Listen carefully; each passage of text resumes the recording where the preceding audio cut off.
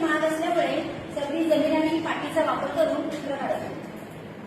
पहिलीची जुनी वही घेऊन त्या कागदावर एकूण ते एक पेन्सिल घेऊन ती चित्र काढायची. तिने स्वतःची 3 चित्र काढली होती.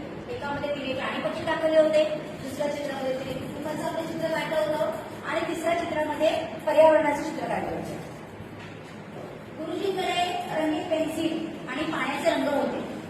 ते आपल्याला मिळतील या आशेने ती धडपडत होती, परंतु ती काही तिला मिळाली नाही.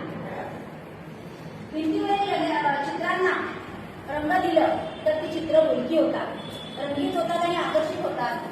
असं जेव्हा शब्दीला कळलं तेव्हा तिच्या मनाची चंचल कुळबुळ सुरू झाली की तिला कधी ती रंग मिळतील, परंतु रंग तर ते मिळाले नाही.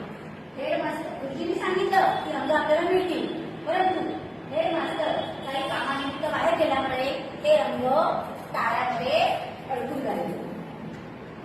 आता काय करावं बरं? गुरुजी तर चळवळीला गेले. मग सुजनची सबरीची तिथे काहीतरी नवीन करूया, कारण मला तर रंग हवे, म्हणून ती मनाची चंचल सुरू झाली आणि नवनिर्मिती सृजनशीलतेकडे तिचे पाऊल वळले. मिरचीपासून तिने लाल रंग, हळदीपासून पिवळा रंग, चुन्यापासून पांढरा रंग आणि बाबांच्या पेनाच्या शाईपासून तिने निळा रंग तयार केला.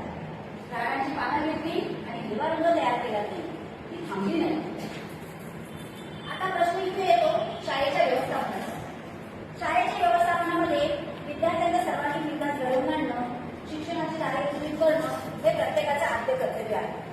परंतु तांत्रिक अडचण झाल्यामुळे ती प्राप्त झाली नाही तर विद्यार्थी विकासाला बाधा येऊ शकते.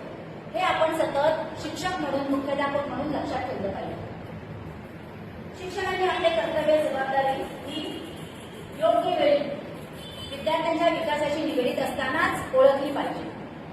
सबरीने स्वयं विकासासाठी एक पाऊल उचलले आणि स्वनिर्मित रंग तयार केले.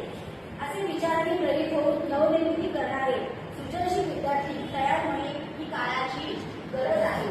तरच आपल्याला चित्रकार, नवनिर्मिती करणारे हे आपल्याला लाभणार आहे.